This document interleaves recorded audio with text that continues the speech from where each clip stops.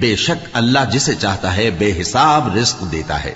اس وقت زکریا نے اپنے پروردگار کو پکارا، عرض کی کہ پروردگار مجھے اپنی طرف سے اولاد صالح عطا فرما، تو بے شک دعا سننے والا ہے۔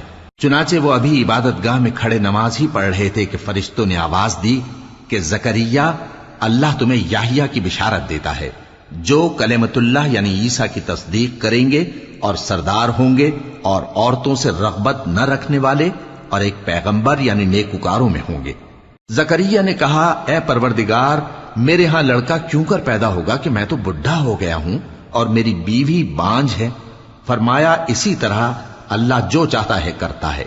زکریا نے کہا کہ پروردگار میرے لیے کوئی نشانی مقرر فرما دے۔ فرمایا تمہاری نشانی یہ ہے کہ تم لوگوں سے 3 دن اشارے کے سوا بات نہ کر سکو گے، تو ان دنوں میں اپنے پروردگار کی کثرت سے یاد اور صبح و شام